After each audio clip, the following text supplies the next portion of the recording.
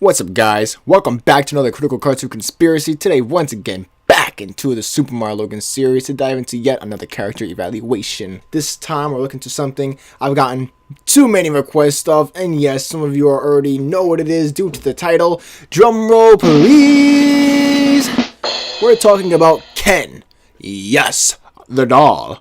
As usual, I'm your host, Grayson Adams, aka At That Nerdy Jew, and let's get deep into conspiracy.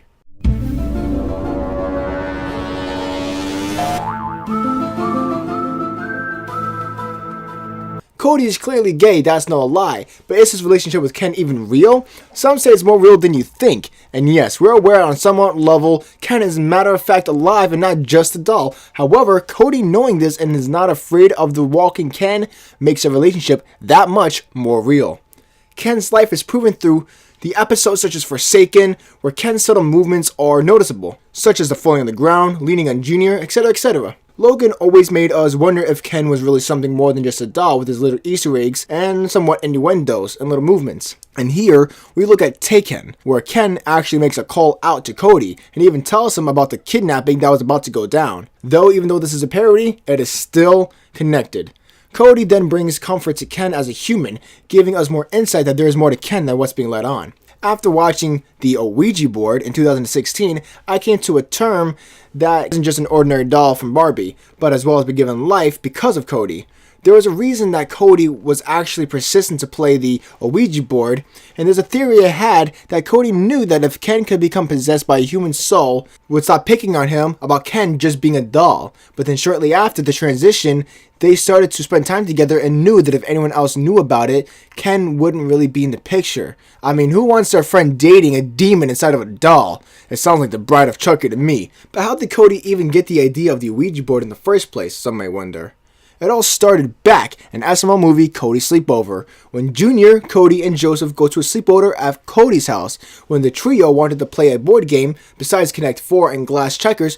So Cody mentioned there's an old game that was dusty in his closet.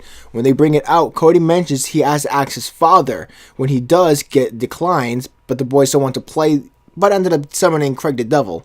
Craig tells them that they are demons inside the Ouija board, such as himself.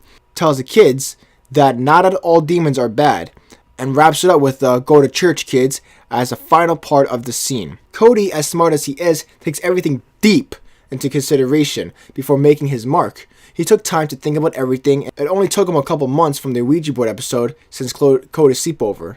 Inside the episode of Ouija board, Cody's plans took its play from their last experience. Cody knew that if he got his friends re-interested but worded things differently, they wouldn't want to touch the board. But Cody giving them an ultimatum to use Ken was absolutely perfect. This also makes more sense that inside Cody's sleepover, things get quote-unquote weird. Inside SML movie Playtime, Ken does a little thing with his head, or it turns towards one of them. Here's a small detail yet huge piece of evidence. In recent SML movies, there's been videos such as SML movie Spoken, where Cody wishes for Ken to be a real boy, but how come when the magical wands didn't possess Cody's original Ken, but yet the puppet Ken?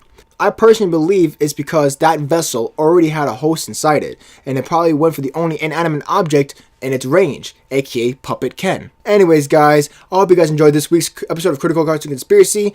Be sure to subscribe with post notifications and comment down below on what character or show you want me to evaluate next. Don't forget to leave a like. Until next time, I'm Grayson Adams, aka At That Nerdy Jew, and this was my Critical Cartoon Conspiracy here on JewTunes. Tune out!